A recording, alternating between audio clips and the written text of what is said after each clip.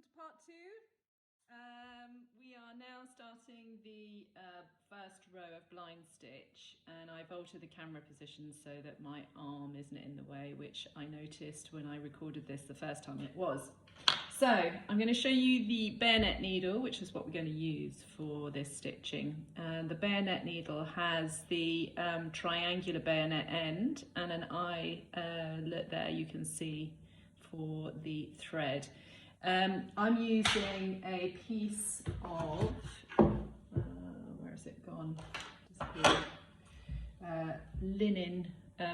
Nylon thread, which I'd normally use for buttoning, but it shows up well in this demonstration, so I'm going to use it for the stitching. You want to cut yourself, I can see it's on the floor, I'm just going to pick it up. You want to cut yourself about 1 meter of it. Or you could use string, anything if you're just practicing, but nylon thread is absolutely fine, or usually we use the upholstery twine, the 4-twine upholsterer's twine that we have normally in college. So I'm just undoing the knot here because I did a demonstration before which wasn't easily viewable on the film when I looked back at it, but I've threaded it through the bayonet needle, and we're going to start at the left side of the box and work towards the right, as you would anything that you're working on. It goes from left to right, and we start with the upholsterer's knot, the slip knot, at the beginning.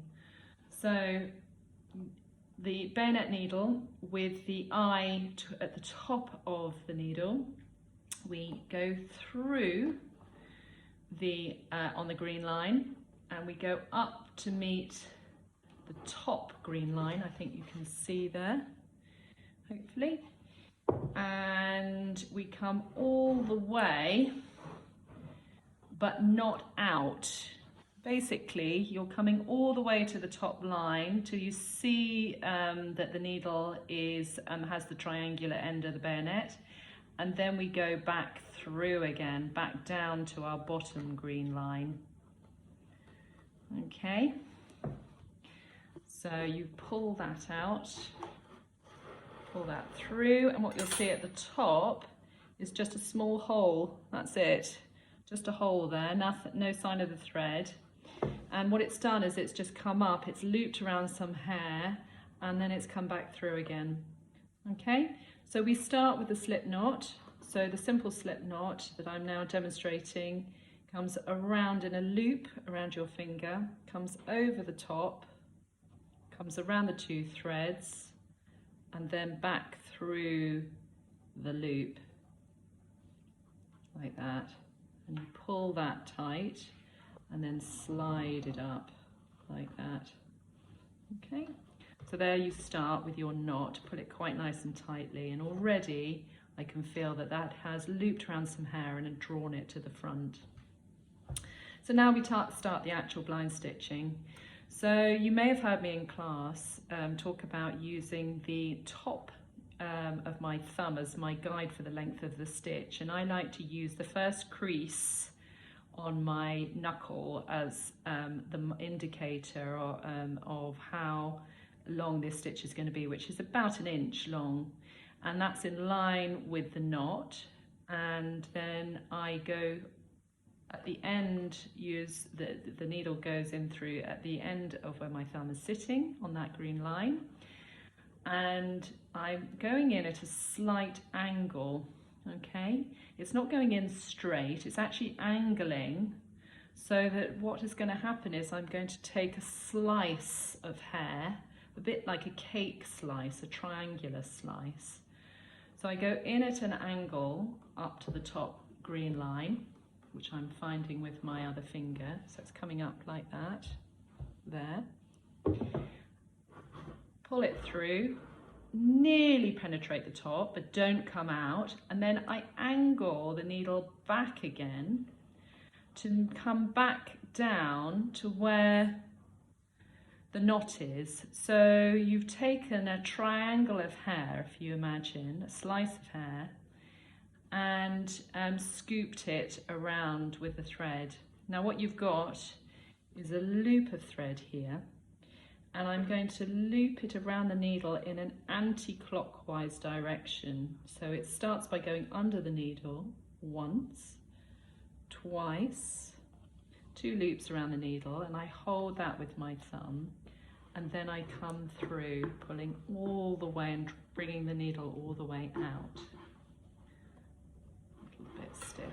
So you bring that through, pull it, so it's nice and tight. Draw those loops up, and you can hear as you draw it forward nice and tightly that the hair is coming forward.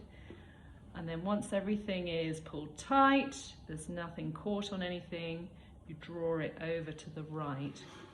And what you can see there is that the twine is wrapped around together, around each other, or it's wrapped around, and it's holding it in place. And if I feel the roll above it, it's beginning to feel firmer.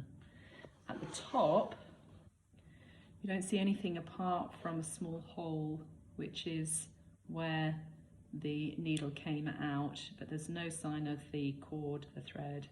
It's underneath the hessian. Okay, so I'm going to do one more. So using my thumb as my guide with that crease, I come in at an angle, come up to meet the top line, like that. Pull it out, but not out completely. Okay, to about that point. Swivel and come back down to the green line where the last stitch finished. Can you see? Push that down. You wrap around once anti-clockwise, twice, making 2 loops around the needle, and then pull the needle through, keeping hold of those loops. You pull that nice and tightly. You can see the loops are there, so pull it down nice and tightly, and then pull it over to the right hand side. And again, what you'll see is you're beginning to create this nice line of stitching, but there'll be no stitching on the top. Okay, do one more just in case.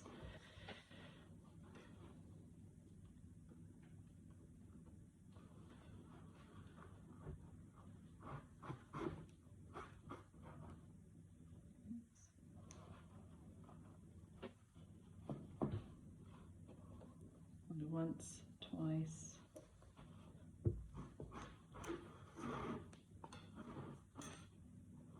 And you begin to get a rhythm for this. Okay, there you go. That's at the top.